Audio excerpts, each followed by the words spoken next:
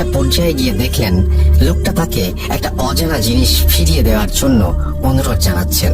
তার একটু পরেই অ্যাম্বুলেন্স চালকের ঘুম ভেঙে যায়। তিনি এই স্বপ্নের কোনো ব্যাখ্যা বুঝতে পারেন না।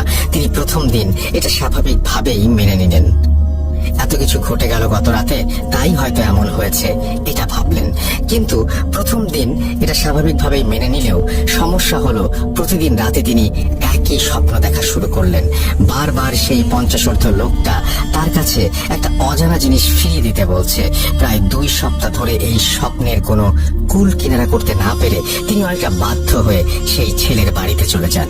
সেদিন রাতে যে বাড়িতে তিনি লাশ নামিয়ে দিয়েছিলেন সেই বাড়িতে গিয়ে দেখতে পান ছেলের বাবা মারা গিয়েছেন এবং তাকেও তার ছেলের পাশে কবর দেয়া হয়েছে। তিনি আশেপাশের কয়েকজনকে তার স্বপ্নে দেখা বৃদ্ধটির চেহারার বর্ণনা দিলেন, এমন কাউকে তারা দেখেছে কিনা। সবাই তাকে হতাশ করে দিয়ে বলে এমন কাউকে তারা কোনো দিন দেখেনি। সেখানে কোনো তথ্য না পেয়ে তিনি আবার বাড়িতে ফিরে আসেন, কিন্তু স্বপ্নের সেই লোক তার পিছু ছাড়ে না।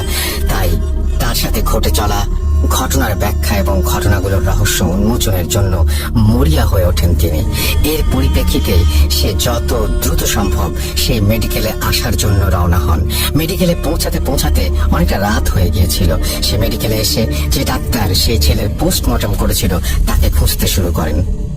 ডাক্তারকে খুঁজে পাওয়ার পর ডাক্তার কিছুটা ব্যস্ত থাকায় তাকে বাইরে গিয়ে অপেক্ষা করতে বলেন। ডাক্তার বাইরে এসে তাকে কি হয়েছে জিজ্ঞেস করতেই সে ডাক্তারের পেছনের দিকে অবাক চোখে তাকায়, আর কিছু বলার আগেই অজ্ঞান হয়ে মাটিতে লুটিয়ে পড়ে। ডাক্তার এই আকস্মিক দৃশ্য দেখে থমকে যান এবং আশেপাশের লোকজন ডাকতে শুরু করেন তাকে সাহায্য করার জন্য। লোকজন ডাকার জন্য ডাক্তার যখন এদিক ওদিক দেখছিলেন তখন পেছন দিকে চোখ পড়তেই তিনি দেখেন খাকি কাপড় পরিহিত একজন মধ্যবয়সী লোকও অজ্ঞান হয়ে পড়ে আছে। ডাক্তার আশেপাশের লোকজন এবং হাসপাতালের স্টাফদের সাহায্যে তাদের দুজনকে ভেতরে নিয়ে শুইয়ে দেন।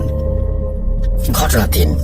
ঘণ্টাখানেক পর অ্যাম্বুলেন্স চালকের জ্ঞান ফিরে আসে এবং অনেকটা উত্তেজিত হয়ে সে ডাক্তারের কাছে গিয়ে তাকে জিজ্ঞেস করে, ওই লোকটিকে, আপনার পেছনে যে লোকটি দাঁড়িয়ে ছিল সেই লোকটি কোথায়? ডাক্তার তার কথা বুঝতে না পেরে তাকে জিজ্ঞেস করে সে কোন লোকটির কথা বলছে। প্রত্যুত্তরে অ্যাম্বুলেন্স চালক